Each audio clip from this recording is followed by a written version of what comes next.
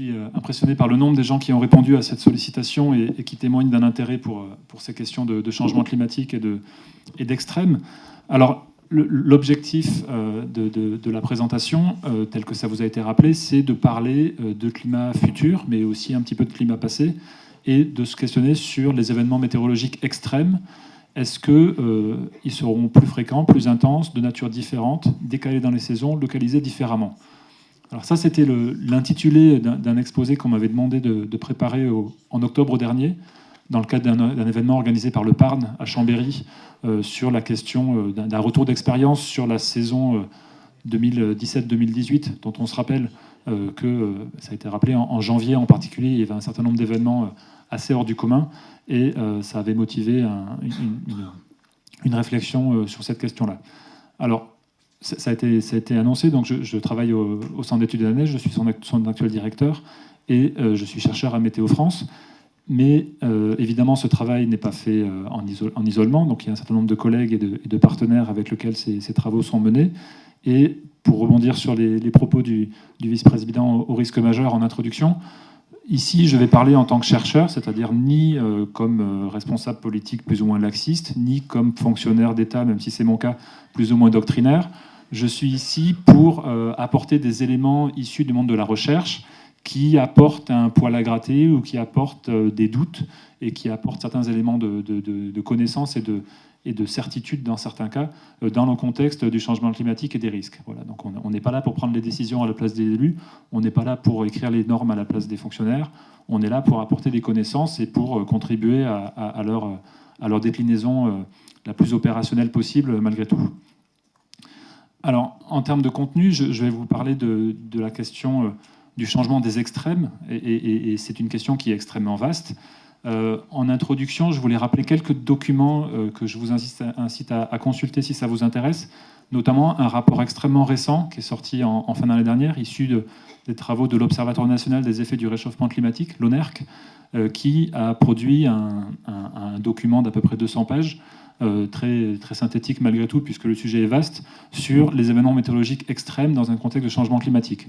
Le document est disponible en ligne, je vous encourage à le consulter si ça vous intéresse.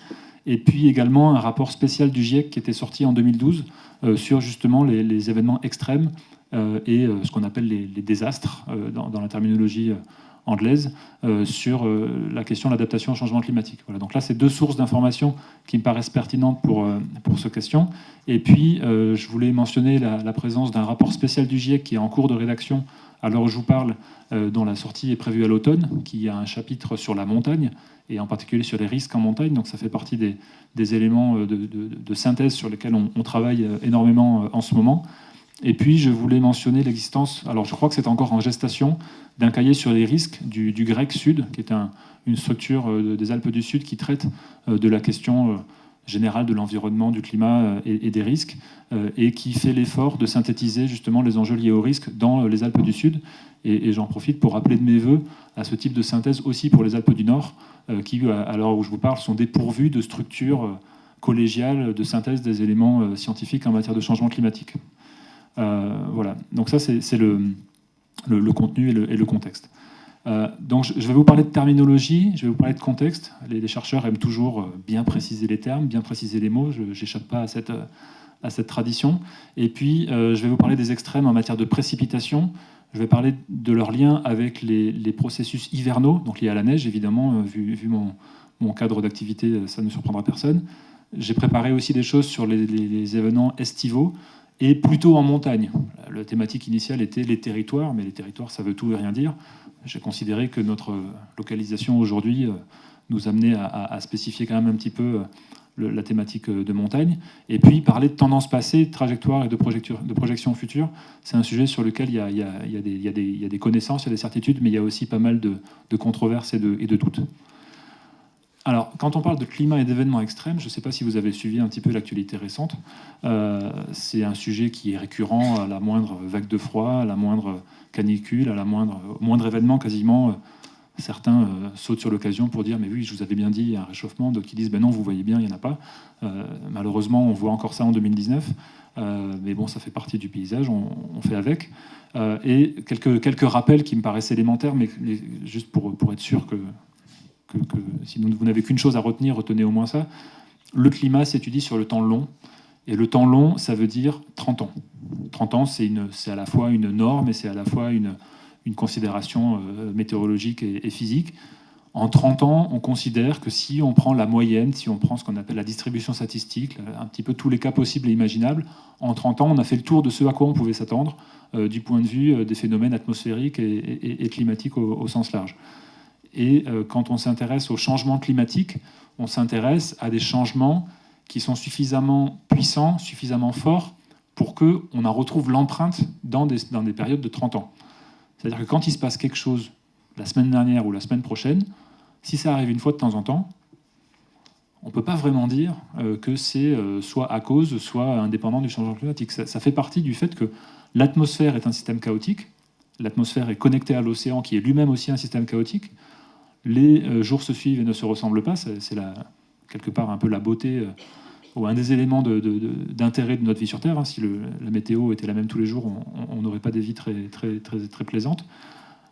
Et donc, quand on s'intéresse au climat, on s'intéresse vraiment à ces tendances sur le long terme.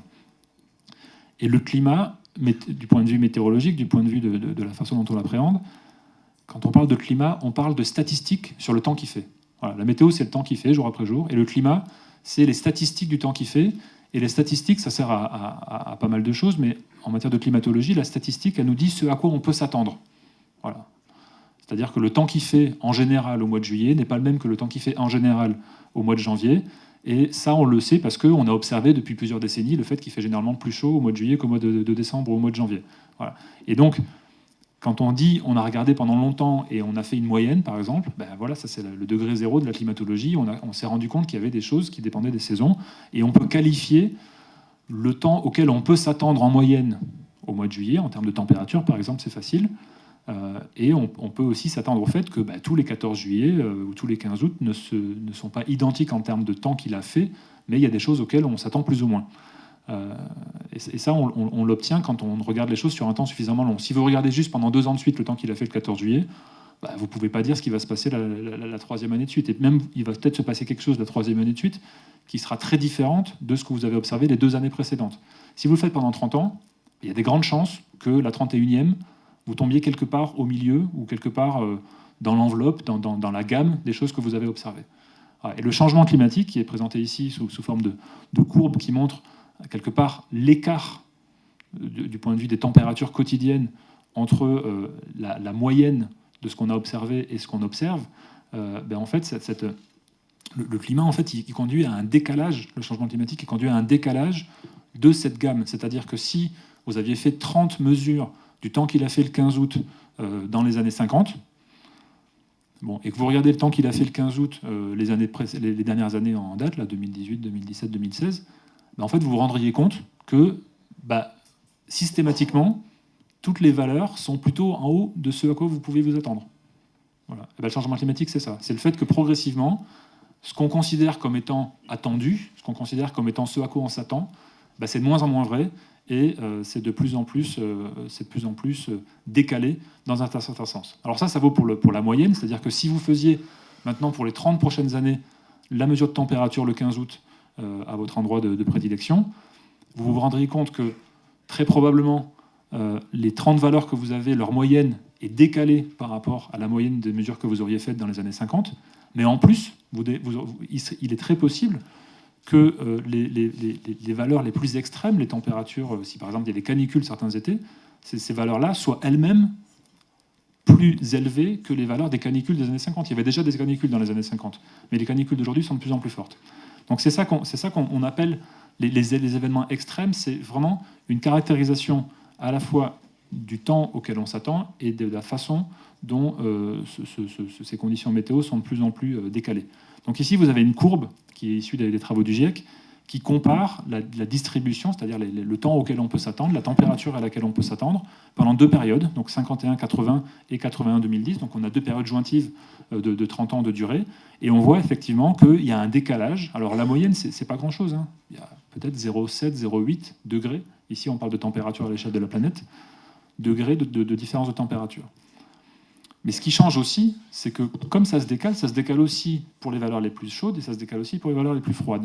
Et donc on voit que sous l'effet du changement climatique, on a non seulement un décalage de la moyenne, mais on a aussi les valeurs les plus élevées. Par exemple ici, si vous regardez 5 à 10 degrés, qui sont les valeurs extrêmes en termes de température par rapport à ce à quoi on s'attend, eh bien, on a de plus en plus souvent ces valeurs-là rencontrées, tout simplement parce qu'on a décalé la moyenne. Et c'est vrai aussi pour les températures basses. C'est-à-dire que les extrêmes négatifs, d'être -5, -10 en dessous de la moyenne, eh ben ça arrive de moins en moins souvent du fait de ce décalage. Voilà. Donc quand le climat change, ça induit des modifications de la valeur moyenne à grande échelle, et on en parlera tout à l'heure sur les changements 1,5 degré, 2 degrés, etc. Mais ça change aussi des modifications à l'échelle locale, et y compris pour l'extrême. Alors il faut préciser un petit peu de quoi on parle. Ici, j'ai synthétisé, vous n'avez pas besoin de tout noter, mais c'est plus pour vous dire un petit peu comment on travaille sur ces questions-là. Les chercheurs et les organismes météo à travers le monde ont développé une liste d'indicateurs extrêmes météorologiques au niveau international. C'est-à-dire des indicateurs sur lesquels on s'est mis d'accord sur des indicateurs qui caractérisent la température estivale, par exemple, est-ce qu'on dépasse 25 degrés pendant la journée, ce genre de choses. Donc tout un tas d'indicateurs dont progressivement on espère que tant les travaux de recherche que les travaux opérationnels vont utiliser les mêmes indicateurs pour qu'on puisse comparer ce que font les uns et les autres. Parce que, évidemment, dans ce domaine-là, chacun peut choisir ses outils, chacun peut choisir ses indicateurs, ça rend les choses pas très comparables. Alors pour les précipitations, par exemple, on peut avoir plusieurs indicateurs. On peut regarder, par exemple, quelle est la valeur maximum annuelle de la quantité de précipitation quotidienne. C'est-à-dire qu'on regarde tous les jours, au pas quotidien, la précipitation, et on retient uniquement la valeur la plus élevée, c'est-à-dire le jour le plus pluvieux de l'année, par exemple. Et quelle est la quantité de pluie qui est tombée le jour le plus pluvieux de l'année. Ça, c'est un indicateur qui est important si on parle de dimensionnement, de crues et des choses comme ça.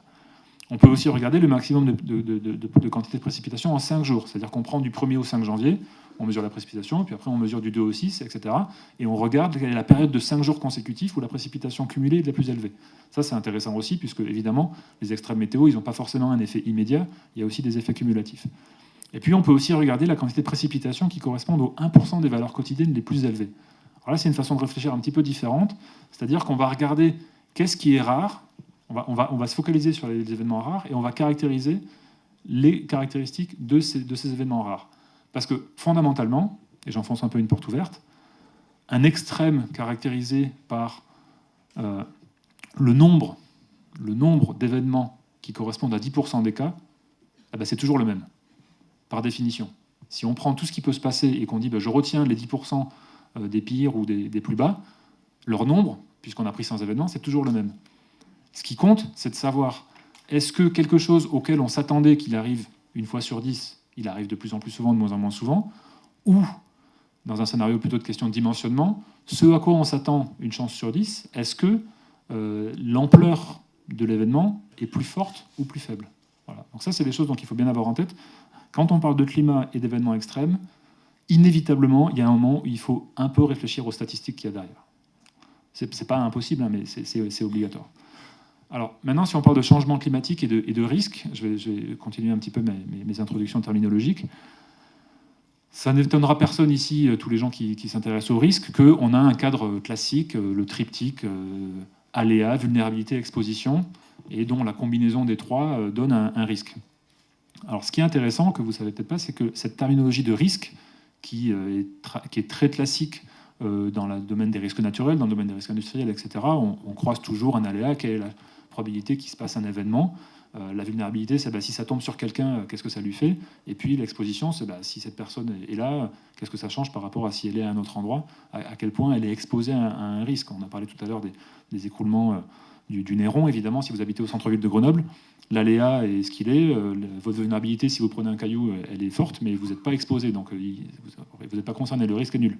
Voilà, donc c'est des choses qui sont très classiques en gestion des risques et qui deviennent des terminologies classiquement utilisées aussi de plus en plus par le GIEC, c'est-à-dire dans le cadre du changement climatique. Et dans le cadre du changement climatique, ce qui se passe, c'est qu'on considère que le changement climatique, c'est une modification de l'aléa, avant toute chose. Et ça, on le comprend bien si on réfléchit, par exemple, aux tempêtes tropicales, ou si on réfléchit à certains épisodes. On parle de tempêtes tropicales en disant que le changement climatique ne change pas forcément le nombre de tempêtes, mais change leur intensité. Changer l'intensité d'une tempête, c'est une modification de l'aléa. Et si vous habitiez sur la côte dans une île exposée, et si vous habitez sur la côte, et voilà. Si rien d'autre ne change, si vous ne changez pas votre bâti, si vous ne changez pas là où vous habitez, si toutes les questions de gestion des risques restent égales, ben, c'est l'aléa induit par le changement climatique qui va vous rendre plus ou moins à risque. Voilà. Donc ça, c'est des terminologies qui sont beaucoup venues de la communauté scientifique qui travaille sur les impacts, sur les écosystèmes, sur les systèmes humains, sur ce qu'on appelle maintenant les socio-écosystèmes. Donc on arrive à tenir compte de toutes ces dimensions-là. Et donc l'aléa n'est plus uniquement... Alors, du coup, ça nous fait un peu des nœuds dans le cerveau, mais je vous le dis comme ça, peut-être vous en aurez conscience. L'aléa n'est plus uniquement l'occurrence d'un événement, une tempête, une avalanche, une crue, je ne sais quoi. L'aléa, dans le contexte du changement climatique, c'est le changement de probabilité d'un aléa. On est presque en train d'emboîter les choses. On a un aléa quelque part de référence, et le changement climatique est un aléa vis-à-vis de cet aléa. Voilà. Et alors du coup, c'est à la fois c'est très commode, parce que quand on travaille sur le risque et qu'on s'intéresse au changement climatique, on n'est pas perdu, on se dit bah ouais, c'est très bien, je comprends, vulnérabilité, exposition, risque, aléa, je sais de quoi on parle. Quand on parle des effets du changement climatique sur les risques naturels, c'est un petit peu compliqué parce qu'on est en train d'emboîter des aléas d'aléas, des risques de risques, etc. Il faut juste en avoir conscience.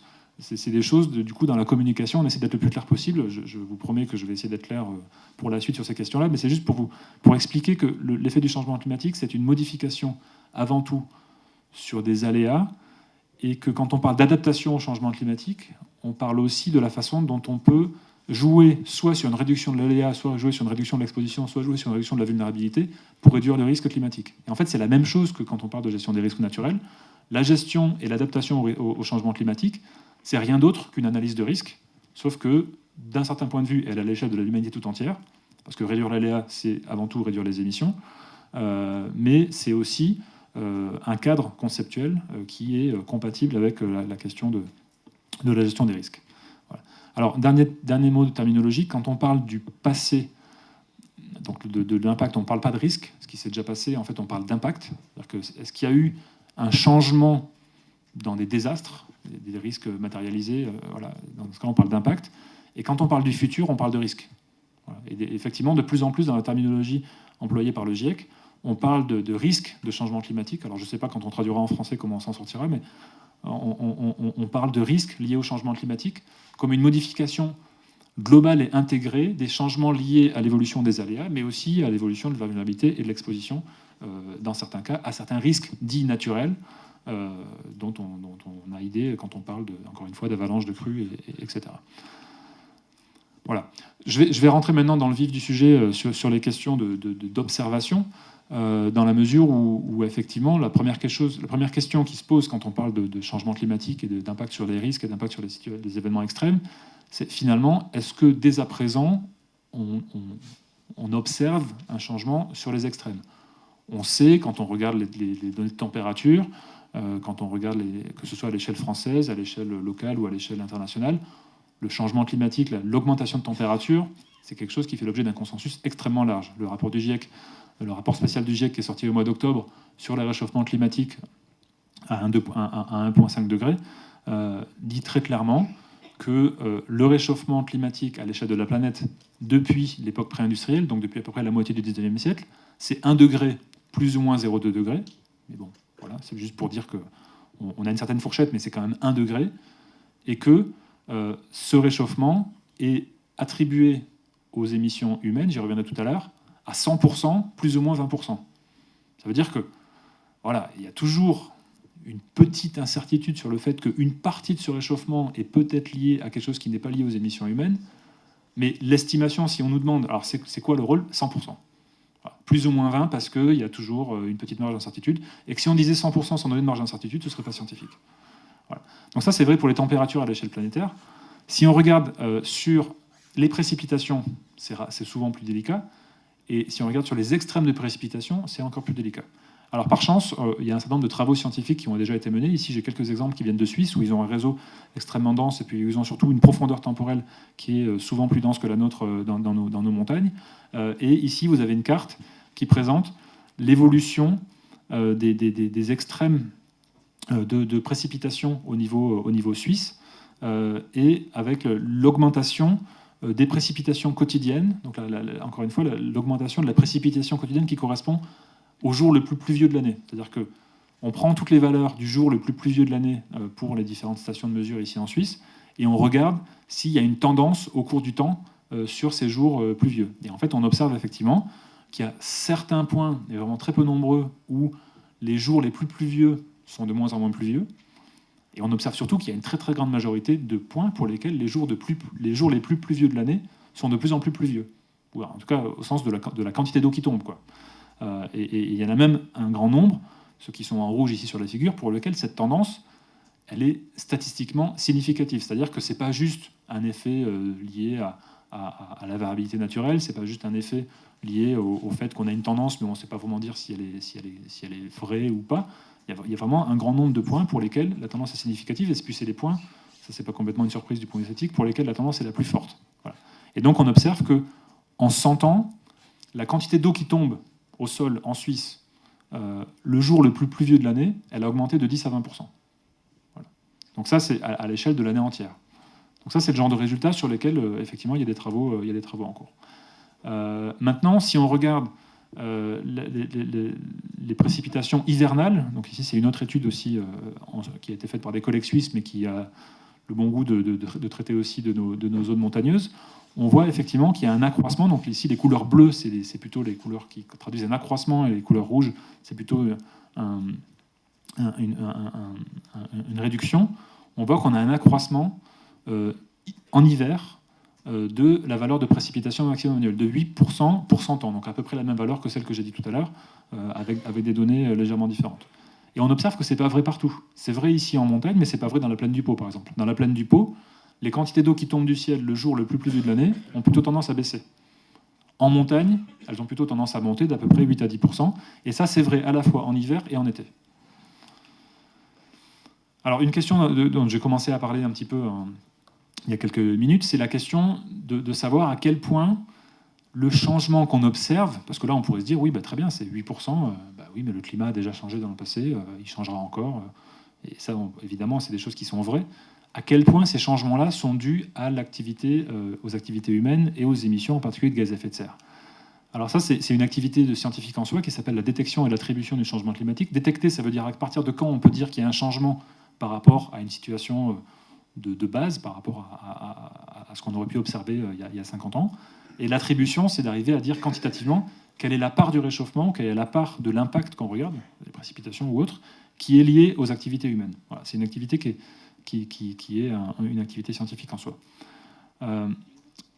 Et encore une fois, c'est une science qui est assez récente, dans la mesure où ça demande un certain nombre de méthodes qui sont complexes. Donc ici, vous avez deux figures qui sont issues du rapport du GIEC de 2013, qui montrent l'évolution, alors cette fois-ci à l'échelle de la planète tout entière, de la température. Et la seule façon qu'on a d'analyser la tendance de température à l'échelle de la planète entière, comme on n'a pas deux planètes, une avec humanité et une sans humanité pour comparer les deux, on met en équation notre connaissance du système climatique et on simule l'évolution du climat en prenant en compte ou pas les émissions de gaz à effet de serre, en prenant en compte ou pas les éruptions volcaniques, en prenant en compte ou pas l'influence des variations de l'intensité du rayonnement solaire. Quand on fait ça, on se rend compte que si on ne tient pas compte des émissions de gaz à effet de serre dans les simulations, on a un décalage de plus en plus grand entre la chronique observée de température et les résultats de simulation. Et quand on tient compte des émissions de gaz à effet de serre, les courbes se recollent. Voilà. Donc il y a un travail considérable qui est mené derrière ces travaux-là. Je récapitule en quelques mots. Ce qu'on voit aussi sur cette courbe, c'est que, on le voit notamment ici dans les années 90, il y a eu le Pinatubo en 92, ce genre de choses, il y a de temps en temps des baisses de température à l'échelle planétaire, ou des modérations de la hausse, qui sont liées à des éruptions volcaniques ou ce genre de choses. Ça fait partie du système. Ça a un rôle. Mais c'est un rôle qui est de deuxième ordre par rapport à la tendance de fond d'accroissement qui est liée aux activités humaines. Alors ça, c'est des études qu'on sait faire maintenant depuis quelques décennies à l'échelle de la planète tout entière. C'est un peu plus difficile de le faire à l'échelle locale, voire même régionale, et c'est encore plus dur de le faire en montagne. En tout cas, il y a peu de gens qui se sont attaqués à la question.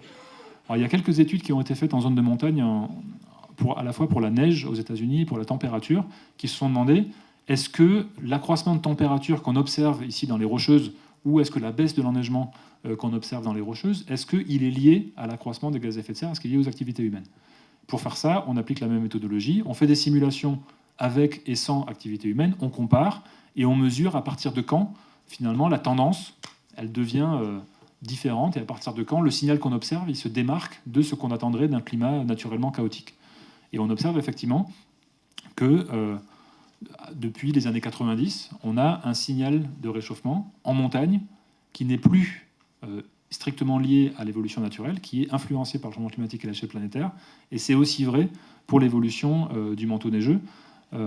Donc ça, on sait depuis longtemps que s'il fait plus chaud, la neige fond plus vite et que surtout on a plus de pluie, moins de neige au moment des précipitations.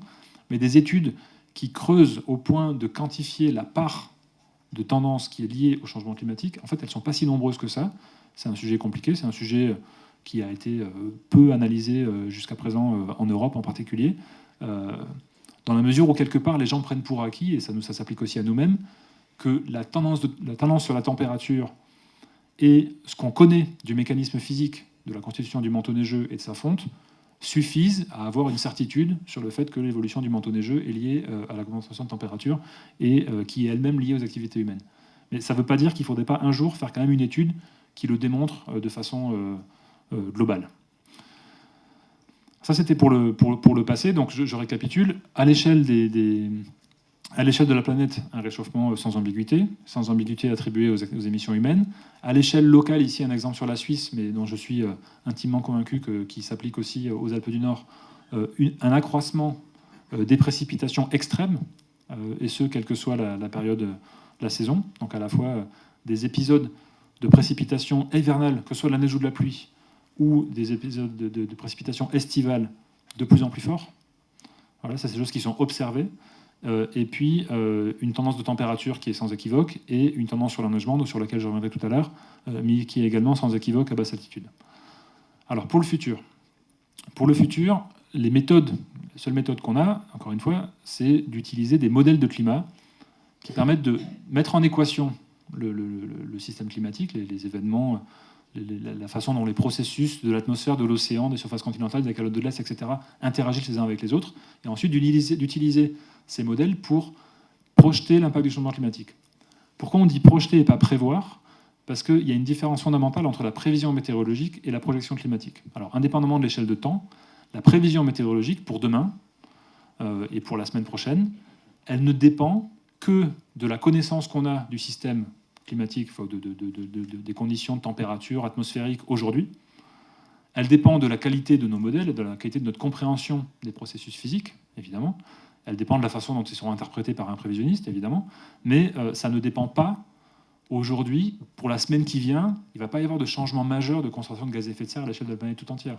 Et si brutalement, je ne sais pas moi, si brutalement on se met à faire des feux de forêt, ou si on se met brutalement à avoir telle ou telle activité humaine à la surface de la planète, pour le temps qu'il va faire la semaine prochaine, l'effet est généralement très faible. Et donc ça ne dépend que de la physique. Donc cela, on fait une prévision. Quand on parle de l'état du climat pendant le XXIe siècle, et on parle de 2050, 2080, 2100, on a évidemment une incertitude qui vient du fait que, bah oui, on a une connaissance imparfaite du système climatique, on a des modèles de climat qui sont imparfaits, on a une façon de les traiter qui est également imparfaite. Mais en fait, ça ne dépend pas que des modèles de climat, ça ne dépend pas que de la physique, ça dépend aussi beaucoup de quelles vont être les émissions de gaz à effet de serre par l'humanité. Et ça, en tant que climatologue, en tant que chercheur sur la physique du climat, tout ça, en fait, on n'en sait rien. L'humanité, elle fera ce qu'elle fera pour les prochaines décennies, et personne ne peut prévoir, personne ne peut nous dire, bah, c'est ça qui va se passer. En 2020, il y a une loi qui va réduire de je ne sais combien tel ou tel secteur. En 2022, il y en aura une autre. En 2025, il y aura un nouvel accord. On n'en sait rien. Voilà. Donc pour faire ça, on travaille avec des scénarios. On travaille avec des scénarios d'émissions, des scénarios qui correspondent à différentes trajectoires, différentes émissions de gaz à effet de serre à l'échelle du XXIe siècle. Et on fait des prévisions de l'état du climat en 2050, en 2080, en 2100, etc., qui sont conditionnées à ces différents scénarios. C'est-à-dire que ce ne sera pas la même chose, je vais le présenter tout à l'heure, si on continue d'émettre massivement des gaz à effet de serre que si on atteint la neutralité carbone en 2050. Mais ça, autant on peut prévoir ce qui va se passer dans un scénario donné, autant je suis incapable de vous dire quelle va être la température de la Terre en 2100. Ça dépend pas seulement du climat, ça dépend aussi de ce que va faire l'humanité. Donc c'est pour ça que pour le futur, on parle de projection, parce qu'on a différents scénarios, on a différentes hypothèses, et puis on projette quel est l'impact de ces différents scénarios, de ces différentes hypothèses, pour se préparer à un futur plus ou moins désirable. Voilà. Donc ça, c'est la méthodologie de base. C'est pour ça qu'on utilise ces scénarios. Alors, ils portent différents noms. Si vous êtes dans cette question depuis longtemps, vous avez connu l'époque des scénarios A1B, A2, B2, etc. Maintenant, depuis une petite dizaine d'années, on parle de scénarios RCP, 2.6, 4.5, 8.5, etc. Il ne faut pas se laisser impressionner par ces chiffres. Ça veut juste dire différents degrés, différents niveaux d'émissions de gaz à effet de serre à l'échelle de l'humanité. Voilà, on peut rentrer dans le détail, mais en gros, RCP 2.6, plus le chiffre est bas, plus ça veut dire qu'on contrôle les émissions. Donc le RCP 2.6, c'est celui pour lequel on a un contrôle des émissions le plus fort, une neutralité carbone au tournant du siècle, et puis une poursuite de la baisse des émissions. Le 8.5, c'est la valeur maximum qui est considérée à l'heure actuelle, qui est celle d'une poursuite des émissions au cours du 21e siècle. Donc voilà. Donc en gros, vous pouvez juste prendre le chiffre, plus il est élevé, plus ça veut dire qu'on s'éloigne d'une réduction de température. Donc quand on fait ces projections, on a besoin, effectivement, je viens de le dire, de prendre en compte ces différentes trajectoires de concentration de gaz à effet de serre, et on a besoin de tenir compte du fait que, même quand on travaille par scénario, nos modèles sont imparfaits, nos connaissances sont imparfaites, et on utilise ce qu'on appelle un cadre ensembliste, c'est-à-dire qu'on utilise plusieurs modèles qui viennent de plusieurs groupes de recherche dans le monde, plusieurs groupes opérationnels, et on se dit, ils ont tous des hypothèses légèrement différentes, ils sont tous basés sur la physique, mais ils ont tous des hypothèses légèrement différentes, et on arrive à les combiner pour se donner une idée de ce à quoi on peut s'attendre. Voilà. Et sans en privilégier un plutôt que l'autre, parce qu'en fait, on n'a pas d'argument pour dire celui-là est meilleur que l'autre. Donc c'est comme ça qu'on travaille, et c'est un peu comme ça qu'on travaille en météo. En météo, c'est comme ça depuis très longtemps. Les prévisionnistes ont accès à plusieurs prévisions pour les jours suivants, et sur la base de leur expérience, sur la base de leur compréhension des phénomènes, ils arrivent à dire mais ce à quoi on s'attend, c'est plutôt telle ou telle fourchette. Alors la fourchette, elle n'est pas toujours donnée suivant l'usage qui est en effet, mais intrinsèquement, le raisonnement du prévisionniste, il est aussi dans ce cadre-là. Et en changement climatique, ça fait très longtemps qu'on utilise ce type de raisonnement-là, parce qu'on ne peut pas dire qu'on choisit un modèle, parce que c'est le nôtre, parce qu'on le préfère, il est chouette. On ne peut pas dire, tiens, on va prendre celui-là et on va se servir de ça pour le changement climatique. On n'a pas le droit de faire ça. On est obligé de prendre en compte une diversité de modèles, parce qu'on ne connaît pas tout du système climatique. Alors il y a différents modèles, il y a des modèles qui travaillent à l'échelle de la planète tout entière, c'est ceux qui servent justement à analyser l'évolution du climat et de la température à l'échelle planétaire. Et ensuite, quand on s'intéresse à des enjeux plus régionaux ou plus locaux, en fait on arrive à zoomer avec des modèles régionaux ou des modèles locaux qui permettent quelque part d'affiner et qui permettent de traduire plus localement les changements attendus par les modèles de grande échelle. Les modèles de grande échelle, aujourd'hui, ils ont une échelle spatiale. En gros, on découpe l'atmosphère et l'océan et les surfaces continentales en petits cubes, d'à peu près 100 à 150 km de côté. Et là-dessus, on résout les équations de la physique et on a une estimation de l'évolution du climat. Donc évidemment, à cette échelle-là, les Alpes, elles ne paraissent pas très hautes. Quand on zoome avec des petits cubes de 12 km de côté, tout de suite, on a un peu plus de finesse. Et puis, dans un certain cas, on arrive à affiner encore, à ajuster encore pour rentrer dans le détail. Mais tous ces travaux-là, c'est des travaux qui sont encore aujourd'hui, qui font l'objet de recherche, qui font l'objet de développement. Encore une fois, on a des certitudes sur certains sujets, mais on a aussi beaucoup de travail à faire quand on va sur les enjeux plus locaux. Et ici, à Grenoble, on a la chance quand même d'avoir un certain nombre de laboratoires et d'équipes qui travaillent justement sur ces différentes échelles pour traiter ces enjeux. Alors un exemple ici un peu emblématique dans la région, c'est la neige, pour ce qui concerne le futur. Donc ici, j'ai sélectionné deux simulations qui concernent l'état de l'enneigement en Chartreuse à 1500 mètres d'altitude. Ça correspond à peu près au site du col de Porte, pour lequel on a des mesures depuis les années 60. Et ici, vous avez l'évolution en haut de l'épaisseur de neige moyenne du manteau neigeux pendant l'hiver. En dessous, vous avez l'évolution de la date de début et fin d'enneigement. En dessous, vous avez l'évolution de la température hivernale. Et en dessous, vous avez l'évolution des précipitations totales hivernales. Et la courbe noire, peut-être ceux qui sont plus loin la voient pas forcément très bien, mais la courbe noire traduit l'évolution observée au col de Porte depuis les années 60.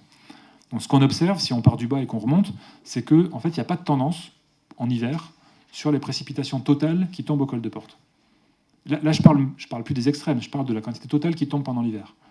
Cette quantité totale, pluie plus neige, elle est à peu près constante en moyenne, mais évidemment, d'une année à l'autre, elle est très variable. Mais en moyenne, il n'y a pas de tendance. Si on prend les 30 valeurs des années 60 à 90 et qu'on la compare aux presque 30 valeurs de 90 à nos jours, il n'y a pas de différence significative du point de vue statistique entre les deux. Si maintenant on regarde la température, qui est la courbe qui est juste au-dessus, on voit en revanche que là c'est différent. Si on prend les 30 valeurs des années 60 ou 90 et qu'on compare aux 30 valeurs des années 90 à nos jours, ou presque, on voit qu'il y a presque 1 degré de plus entre ces deux séries de températures hivernales. Et si on regarde maintenant l'enneigement, et qu'on regarde les 30 valeurs d'épaisseur moyenne du manteau neigeux pendant les 30 années des années 60-90, et qu'on les compare aux presque 30 valeurs qu'on a de 90 à 2017 environ, on voit qu'on a perdu 40 cm d'épaisseur de neige moyenne. On est passé d'1,10 m à 70 cm d'épaisseur de neige moyenne au col de Porte entre ces deux périodes de 30 ans. Encore une fois, si on avait commencé les mesures en 90, aujourd'hui, je serais bien en peine de vous dire s'il y a une tendance sur l'enneigement au col de Porte. Parce que 30 ans, c'est déjà beaucoup trop court. Encore une fois, je reviens sur la première diapo. 30 ans, c'est juste le minimum pour commencer à caractériser le climat. Et au sein de sa période de 30 ans, il n'y a pas vraiment de tendance. Il y a des années enneigées, des années peu enneigées, etc.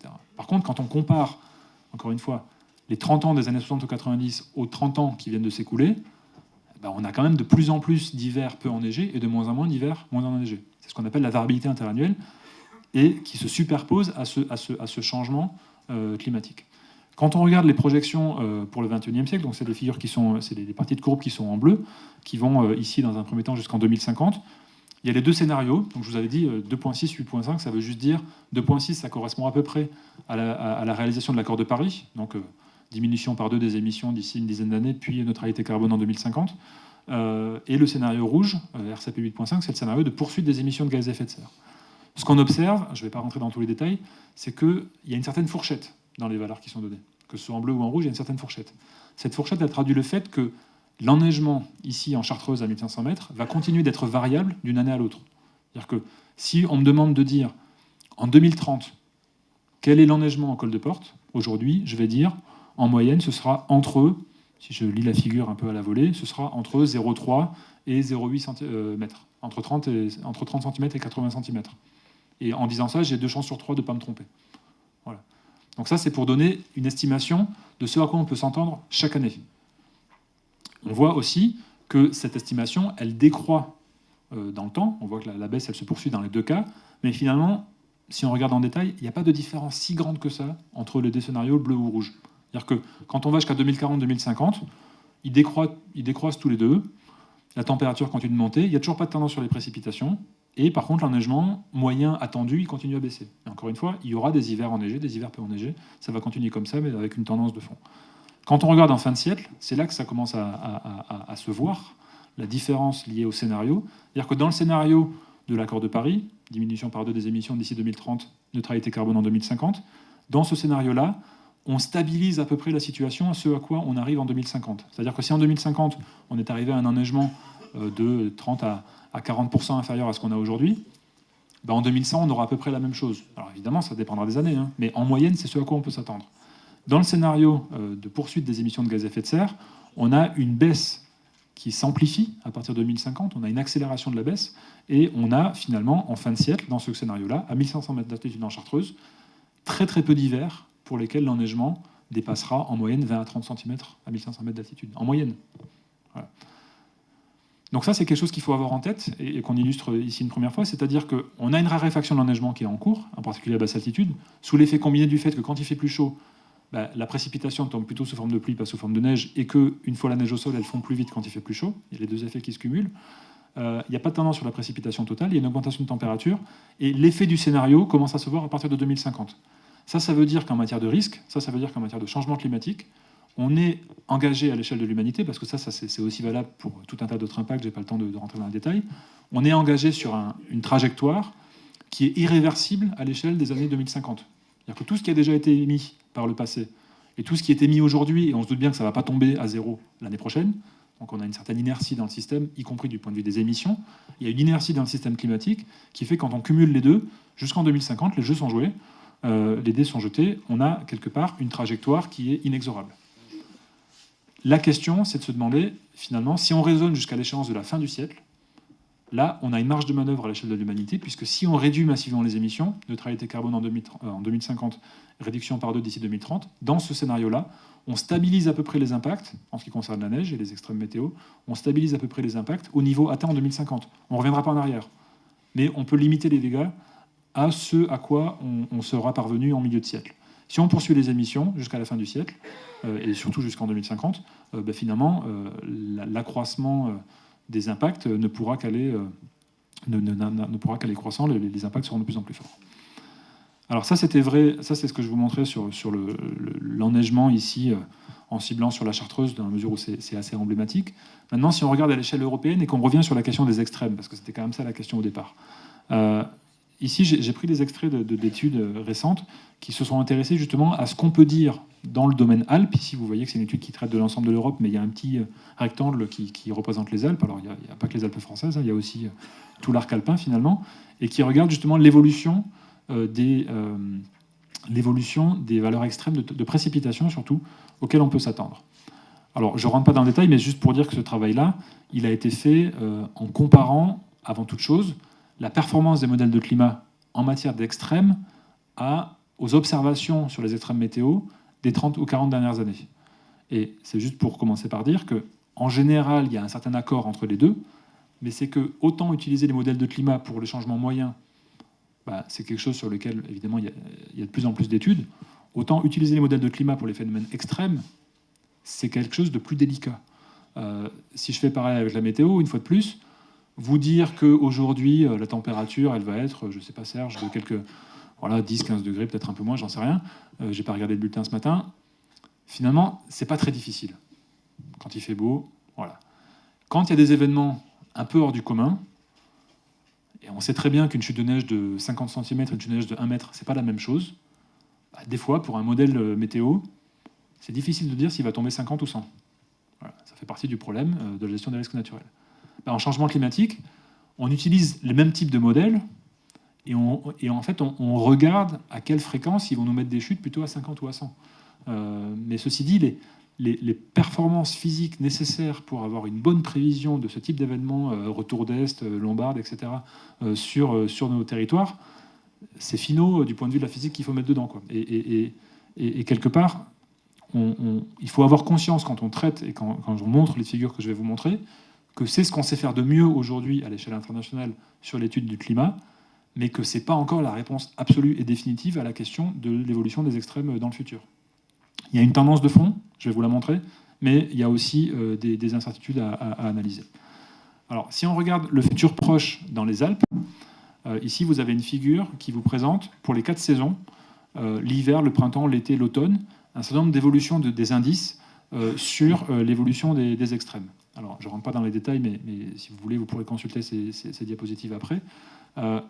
Le changement sur les précipitations moyennes hivernales, donc si on regarde la colonne tout à gauche de la colonne tout à gauche, on voit qu'on a plutôt du bleu, on a plutôt des valeurs négatives. C'est-à-dire qu'on a du bleu, donc des valeurs plutôt positives, c'est-à-dire qu'on a un accroissement du cumul de précipitations hivernales qui est projeté à l'échelle de l'ensemble des Alpes. Évidemment, il y aura des disparités régionales, mais à l'échelle de l'ensemble des Alpes, on a plutôt un accroissement des précipitations pendant l'hiver qui est projeté.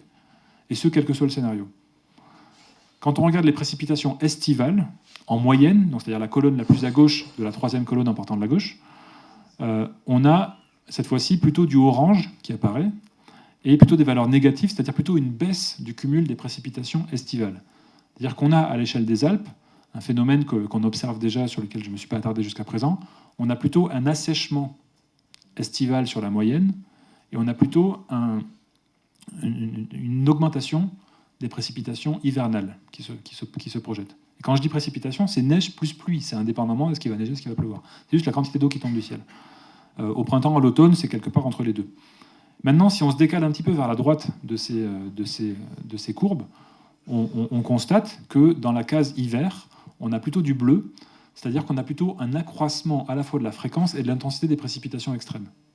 Voilà, c'est ça, c'est les différents indices, les différents indicateurs qui sont là, c'est différentes façons de représenter les précipitations qui correspondent aux 1% des précipitations les plus élevées ou le cumul des précipitations extrêmes en un jour. Voilà, le cumul de précipitations du jour le plus pluvieux de l'hiver, on considère, et des projections nous indiquent qu'il va augmenter entre à peu près 5% à l'échéance des 3 décennies qui nous attendent par rapport à une période de référence dans le passé, en 80-2010. Voilà.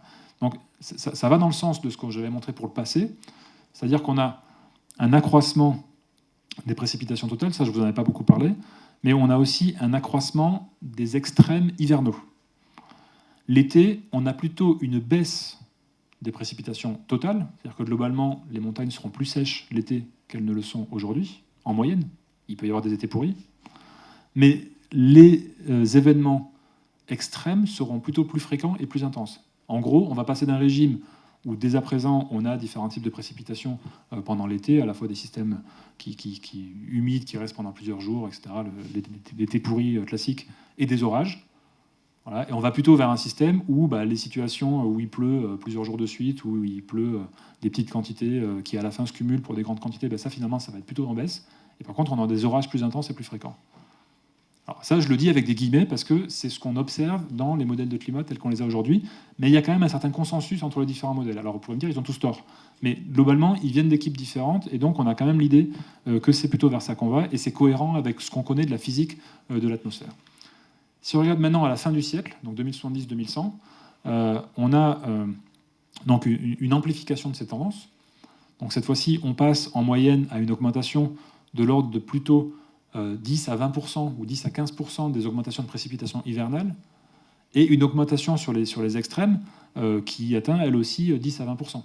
Donc à la fois des cumuls des précipitations quotidiennes des jours les plus pluvieux de l'hiver, extrêmes, donc le maximum annuel, qui monte de 10 à 20%. Donc en gros, voilà. L'été, c'est la même chose, enfin c'est un peu le même principe que ce que j'ai dit tout à l'heure. Donc on a un assèchement assez marqué sur les moyennes, et puis un nombre de jours pluvieux plutôt en baisse, mais ces jours pluvieux-là, ils seront plus intenses. C'est un peu vers ça qu'on va, c'est un peu ça qui sort des modèles. Et là, en fin de siècle, alors la figure est un tout petit peu compliquée, mais je vous le dis comme ça, dans cette figure, on compare, c'est pour ça qu'il y a plusieurs lignes, on compare les scénarios climatiques. Autant en début de siècle, donc 2020-2050, finalement, les différentes lignes, elles ont à peu près les mêmes valeurs. Autant en fin de siècle, les différentes lignes, elles ont des valeurs différentes, puisque les impacts sont beaucoup plus forts, les effets sont beaucoup plus amplifiés dans le cas d'un scénario de forte émission de gaz à effet de serre par rapport à un scénario de modération, voire de neutralité carbone des émissions de gaz à effet de serre. Voilà. Donc renforcement de l'assèchement estival, hausse des extrêmes estivaux, et poursuite de la hausse des précipitations hivernales et hausse des extrêmes hivernaux. Voilà. Donc ça, c'est ce qu'on peut dire sur la base des modèles qui sont disponibles aujourd'hui. Il y a d'autres études qui sont sorties très récemment sur ces questions-là. Si on regarde les précipitations extrêmes estivales en 12 heures, donc c'est une autre façon de le voir, on regarde des extrêmes sur une durée un peu plus courte, donc typiquement les phénomènes orageux à fort impact qui peuvent avoir des impacts sur les crues torrentielles et ce genre de phénomènes, on observe que par rapport à... Donc la courbe en haut à gauche, elle représente la façon dont on les caractérise en termes d'intensité sur des choses qui arrivent à peu près tous les 10 ans. Donc on voit bien que le sud-est de la France, comme toujours, est particulièrement touché par ces phénomènes-là, et ça remonte jusqu'à nous. On voit que ce type de comportement, la plupart des modèles de climat le représentent. C'est-à-dire que les modèles de climat sont équipés dès à présent de la physique et de la représentation de la topographie des montagnes qui leur permet de nous dire, effectivement, il y a plus d'épisodes extrêmes en 12 heures dans le sud-est de la France qu'ailleurs.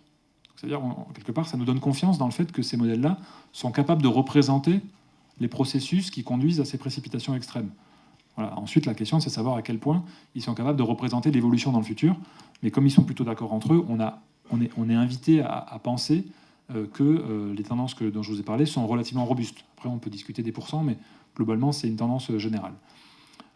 En gros, si vous n'aviez qu'un chiffre à retenir, on s'attend à un accroissement moyen de 7% des valeurs extrêmes de précipitation par degré de réchauffement planétaire. Et ça, c'est quelque chose qu'on observe d'ailleurs tout à l'heure quand je vous disais les extrêmes de précipitation sur la Suisse, c'est 8% au cours du XXe siècle. Le réchauffement à l'échelle du XXe siècle, c'est quasiment 1 degré, c'est ce que je vous disais tout à l'heure. Donc on est à peu près dans cet ordre de grandeur, de 5 à 15%, si je voulais mettre une barre d'erreur, d'accroissement des extrêmes par degré de réchauffement. Donc quand on pense que la discussion à l'échelle planétaire sur le XXIe siècle, c'est est-ce qu'on va plutôt vers 1,5 degré, vers 2 degrés, vers 3, vers 4, vers 5 degrés, vous multipliez ça par 7%, pour vous faire une idée. 5 degrés par 7%, ça fait 35%. Voilà. Alors, j'extrapole un peu nécessairement, mais c'est l'ordre de grandeur. C'est pour dire que dans l'état actuel des connaissances, on projette une sensibilité assez forte des événements extrêmes, mais elle dépend des régions. Sur les Alpes, d'après cette figure d'un article assez récent, c'est plutôt moins sensible que d'autres régions, mais toute proportion gardée. On a cet accroissement-là qui est quelque part au premier ordre proportionnel à l'accroissement de température planétaire. Alors, il y a une rupture scientifique qui est en cours sur ces questions-là, c'est-à-dire que jusqu'à présent, on utilisait pour le climat des modèles météo, des modèles de climat qui correspondent à ce qu'on fait en météo depuis une trentaine d'années. Et on commence à utiliser depuis quelques années seulement, hein, c'est émergent parce que ça coûte très cher en coût de calcul et ça coûte très cher en réglage et en compréhension. On commence à utiliser les modèles de type arôme, donc des modèles qui tiennent compte explicitement des phénomènes de convection qui aboutissent aux orages, pour les utiliser en contexte de changement climatique. Il y a toujours un décalage finalement entre les outils qu'on utilise pour le temps, pour la prévision du temps, puisque ceux-là, on les fait tourner certes plusieurs fois par jour, mais on les fait tourner seulement pendant quelques jours, et les modèles pour le climat, qui sont relancés certes que toutes les quelques années, mais qu'on fait tourner pendant plusieurs décennies, voire plusieurs siècles, pour des raisons de divers scénarios. Voilà, donc pour des raisons de calcul et pour des raisons de physique, on est en train d'y venir, à utiliser des modèles de type arôme en configuration climat.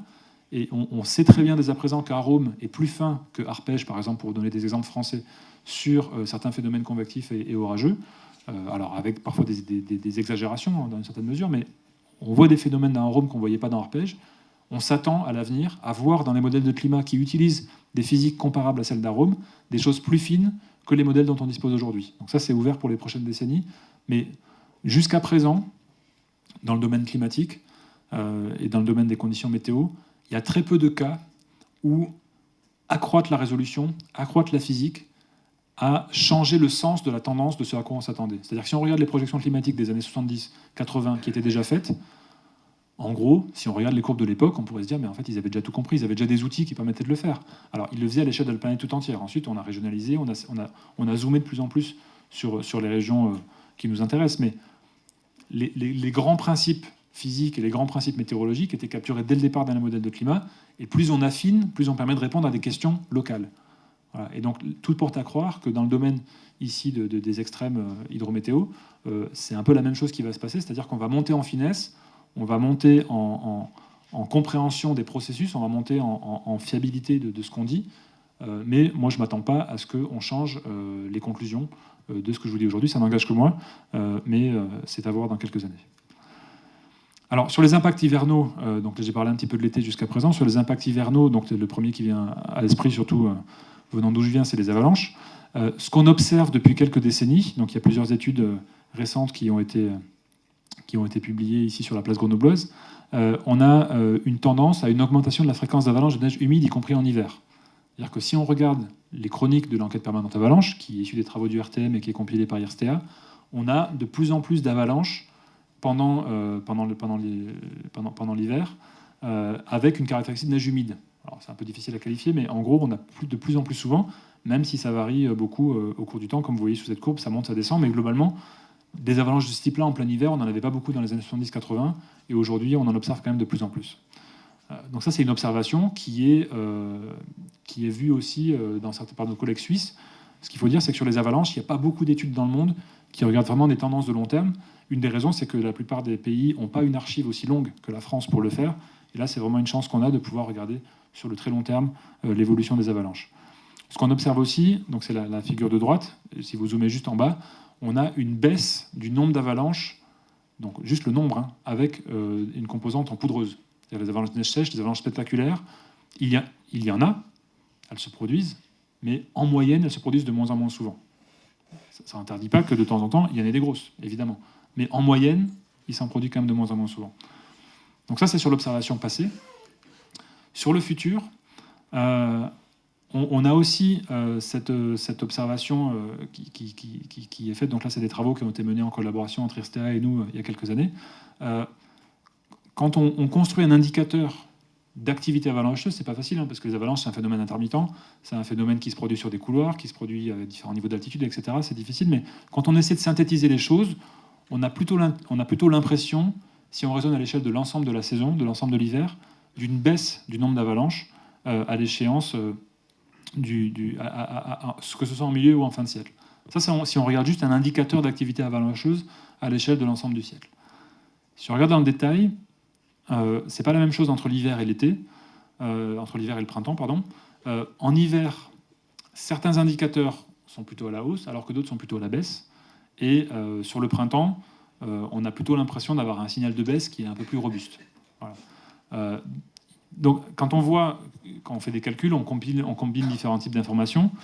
Quand on voit qu'il y a un signal qui est un peu divergent sur le nombre d'avalanches ou sur les choses comme ça, on se dit on n'a pas encore tout bien compris.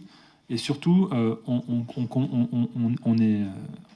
est confronté à différents phénomènes qui se compensent ou qui ne vont pas dans la même direction. Globalement, si on a un accroissement de température, on s'attend à une baisse de l'enneigement à basse altitude. Donc ça veut dire qu'en gros, dans le bas des couloirs, il y aura de moins en moins de neige. Donc les avalanches vont être freinées plus qu'elles ne le sont aujourd'hui au cours de leur écoulement.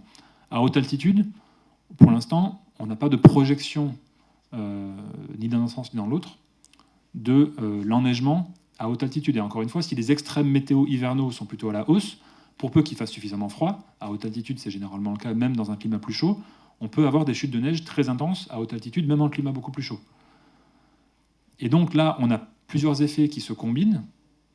Voilà. Et quand on parle d'avalanche, sans préciser si on parle de tel ou tel type d'avalanche, en fait, on met beaucoup de choses dans le même panier. Et à la fin, la tendance, elle n'est pas forcément très claire. Et c'est sûrement une des raisons pour lesquelles on a cette incohérence quelque part entre différentes projections. Puisque l'effet au premier ordre, évidemment, c'est s'il y a moins de neige, il y a moins d'avalanche. Mais évidemment, c'est beaucoup plus compliqué que ça. Au printemps, c'est un peu plus clair, même s'il y a aussi quelques incohérences ou quelques questions qu'on se pose, dans la mesure où au printemps, on s'attend quand même à une baisse de l'enneigement à toutes les altitudes, à mesure où même à haute altitude, on aura des situations de fonte précoce du manteau neigeux, telles qu'on les observe dès aujourd'hui. En gros, l'accumulation hivernale, pour l'instant, on n'a pas de preuve qu'elle va augmenter ou baisser.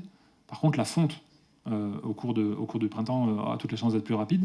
Donc on s'attend plutôt à une baisse des quantités de neige dans les couloirs et dans les zones de départ au printemps, et donc plutôt une baisse du nombre d'avalanches. Voilà. Donc et puis évidemment, si on rajoute encore la complexité de savoir si on tient compte des épisodes de pluie sur neige qui peuvent avoir une influence aussi sur le déclenchement des avalanches, ou d'humidification tout simplement du manteau neigeux sous l'effet des conditions atmosphériques, on voit que là on a un problème qui est un peu complexe, sur lequel on travaille, mais qui n'est pas encore complètement résolu. Même si la tendance de fond, si on devait me dire en un mot, je dirais on s'attend quand même globalement à moins d'avalanches. Mais si je dis juste ça, finalement, vous ne pouvez pas faire grand-chose, parce que ça dépend où, en fait. Si vous êtes à Bessan, ou si vous êtes à Valorcine, ou si vous êtes à Saint-Pierre-de-Chartreuse, la réponse sera probablement assez différente. Sur les crues nivales, il y a aussi des questions, il y a aussi des projections qui commencent à être faites. Alors, encore une fois, ici, c'est plutôt des collègues suisses qui se sont attaqués à cette question-là. On a aussi des effets antagonistes sur les crues nivales, donc qui résultent de la fonte rapide du manteau neigeux ou de l'ajout de pluie sur un manteau neigeux déjà mûr, voire même la combinaison des deux et des températures élevées pendant la chute de pluie qui font fondre aussi de façon à accélérer le manteau neigeux. En fait, la tendance, elle n'est pas la même suivant l'altitude, elle n'est pas la même suivant l'échéance temporelle. C'est-à-dire que tant qu'il reste suffisamment de neige en montagne, et c'est surtout vrai en hiver et à haute altitude, et qu'en plus de ça, on a de plus en plus de pluie, de moins en moins de neige, y compris à haute altitude, alors on s'attend à avoir de plus en plus d'épisodes effectivement intenses où on aura de la pluie à basse altitude, donc qui va ruisseler, on aura aussi de la pluie à haute altitude qui va tomber sur un manteau neigeux et l'humidifier. Dans une certaine mesure, le manteau neigeux va tamponner cette précipitation, mais ensuite, si les épisodes se répètent, ça va finir par accélérer la fonte et ça va finir par avoir des effets sur les crues. Globalement, s'il y a un manteau neigeux qui est très déficitaire, il y aura de moins en moins d'épisodes de pluie sur neige. Donc encore une fois, ça dépend de la saison. On s'attend plutôt à une baisse de ce type d'épisode au printemps, puisqu'il y aura moins de neige globalement, et après c'est des crues plus classiques, mais finalement à une saison où aujourd'hui, s'il n'y a pas de composante nivale forte, les crues printanières ne sont pas forcément les plus dévastatrices. En plein cœur d'hiver, et ça on l'a observé dans une certaine mesure l'hiver dernier, on peut avoir des situations d'isotherme limite pluie neige assez élevées, où en combinant un manteau neigeux qui est variable en fonction de l'altitude avec des précipitations, on peut aussi avoir des épisodes de pluie sur neige caractéristiques, y compris en plein hiver, là où ce n'était pas la norme jusqu'à présent. Donc encore une fois, ce à quoi on s'attendait a toutes les chances, au cours du XXIe siècle, de devenir différent et de devenir battu en brèche par les observations. Alors, juste pour synthétiser sur les impacts estivaux, donc les indications convergentes dont on dispose sur la base des modèles actuels, c'est une baisse des précipitations moyennes estivales et une hausse de l'intensité des événements de forte précipitation. avec une hausse marquée des températures et un accroissement des sécheresses. Alors, ça fait aussi partie des extrêmes, j'en ai pas beaucoup parlé aujourd'hui, mais c'est des extrêmes qui ont aussi un impact socio-économique et sur les écosystèmes, évidemment. Ça a des implications pour les événements soudains, les crues, les orages, etc. Tout ce que je vous ai expliqué jusqu'à présent, ça va dans ce sens.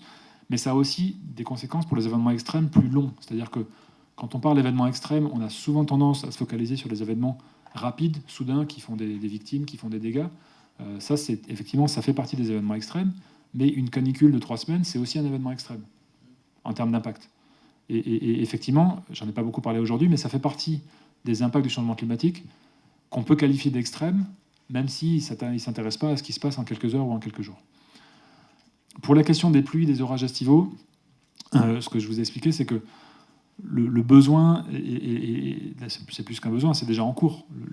On a une tendance à utiliser des modèles qui tiennent compte mieux qu'aujourd'hui des phénomènes convectifs. C'est des choses qui sont en cours, qui demandent d'aller vers une résolution plus faible. On parle de modèles qui tournent à une résolution de 1, 2 ou 3 km. Donc on imagine le coût de calcul associé à ça par rapport au modèle qu'on utilise aujourd'hui. Donc il y a des facteurs de 10, des facteurs 100 sur le coût de calcul associé, donc c'est pas négligeable. Mais c'est en cours en d'émergence.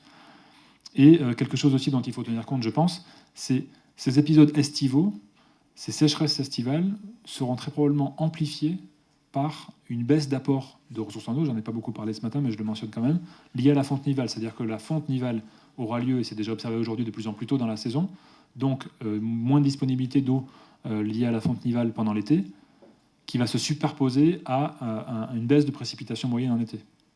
Voilà. Donc on voit des choses qui s'emboîtent. Dans les bassins versants sur lesquels il y a des glaciers, c'est un petit peu différent. Mais vous avez peut-être vu ça dans la presse il y a encore quelques jours. À l'échéance de la fin du siècle, on projette, et plusieurs études convergentes vont dans le même sens, une baisse assez systématique, voire quasiment totale, dans la très grande majorité des glaciers alpins, des surfaces de glace et des volumes de glace à l'échéance de la fin du siècle. En gros, il restera, dans le scénario le plus pessimiste, le scénario qui est malheureusement celui sur lequel l'humanité est engagée aujourd'hui, il restera un petit bout de la calotte du Mont Blanc et peut-être la même chose en Suisse sur le Mont Rose. Mais tous les glaciers des Écrins, les glaciers de Beldon, n'en parlons même pas, c'est des glaciers qui sont en voie de disparition rapide. Voilà. Alors pour conclure, j'ai essayé de vous présenter un petit peu la façon dont on travaille sur ces questions de qualification d'extrême météo en contexte de changement climatique et de vous montrer quelques exemples d'observation et de projection sur les changements à long terme de ce qu'on appelle la distribution des valeurs rares et extrêmes en hydrométéorologie de montagne. Alors, c'est beaucoup de mots compliqués les uns après les autres, mais c'est pour dire que sur les extrêmes, il faut être précis. On est obligé de dire que les extrêmes, c'est pas juste le changement sur la moyenne, c'est les changements sur les valeurs rares, les valeurs extrêmes, etc. Et ça dépend beaucoup aussi de ce qui nous intéresse. C'est-à-dire que, j'en ai pas beaucoup parlé non plus ce matin, mais suivant le phénomène ou suivant l'enjeu, en termes d'enjeux de population, d'infrastructure qui est concernée, on va regarder différentes valeurs extrêmes. C'est pas du tout la même chose si on s'intéresse à un enjeu routier qui est menacé par un couloir d'avalanche, ou si on s'intéresse à une métropole comme Grenoble entière en point de vue de l'inondation. Évidemment, on ne va pas regarder les choses à la même échelle spatiale et on ne va pas les regarder à la même échelle temporelle. Et on ne va pas regarder non plus les mêmes variables. Donc ça, voilà. Donc, quand on dit distribution des valeurs rares et extrêmes, on dit tout ça, mais derrière, évidemment, il faut décliner. Les fluctuations climatiques à l'échelle décennale, donc les oscillations, la variabilité, masquent les tendances de fond pour les précipitations. C'est-à-dire qu'aujourd'hui, on a des fluctuations sur les quantités de précipitations. Je l'ai montré sur l'exemple du col de Porte, mais il y a d'autres exemples de ce type-là. On n'a pas de tendance de fond sur la somme des précipitations hivernales ou estivales. Ou alors c'est juste en train d'émerger. Mais par contre, en signal de température, c'est beaucoup plus clair. Et ça a des implications que je vous ai montrées pour les précipitations neigeuses et pour l'état de la neige au sol. Je vous ai présenté quelques outils méthodologiques qui sont utilisés de plus en plus par la communauté scientifique et qui sont de plus en plus transférés vers les acteurs opérationnels, publics comme privés, pour appliquer ces changements statistiques liés au changement climatique dans le cadre d'enjeux locaux, et y compris spécifiquement en montagne. Ici, sur la place grenobloise, on a quand même la chance, de mon point de vue, de rassembler la plupart des compétences nécessaires pour traiter ces questions-là du point de vue scientifique, que ce soit à IRSTA, au Centre d'études de la neige, à l'Institut des géosciences de l'environnement, et d'autres qui sont fédérés par l'Observatoire des sciences de l'univers de Grenoble, qui sont associés et membres ou membres plus ou moins actifs du pôle alpin de recherche et d'études sur la prévention des risques naturels, voilà, le PARN. Il y a à Grenoble une certaine convergence et combinaison d'expertise sur cette question-là. Je pense que c'est une chance qu'on a et sur laquelle on peut s'appuyer pour aller beaucoup plus loin que ce qu'on a fait jusqu'à présent. Quelques points aussi de conclusion plus générale. En montagne, les enjeux sont souvent multivariés, c'est-à-dire l'événement météo en tant que tel, évidemment, il joue un rôle important. C'est souvent lui qui déclenche l'événement, mais il ne joue pas tout seul.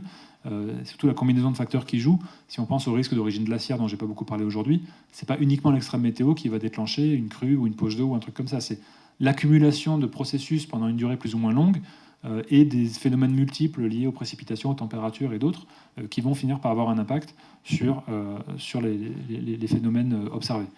Voilà. Donc de mon point de vue, on ne peut pas et on ne doit pas traiter ça en silo, c'est-à-dire en traitant les crues d'un côté, la neige de l'autre, etc., etc. Pour moi, c'est fondamental d'avoir une approche intégrée, multidisciplinaire, pour mesurer, pour comprendre, pour projeter, parce que ce soit pour les aléas, donc du point de vue plutôt physique, ou pour les risques en tant que tels, on sait déjà beaucoup de choses, mais on a aussi beaucoup de questions.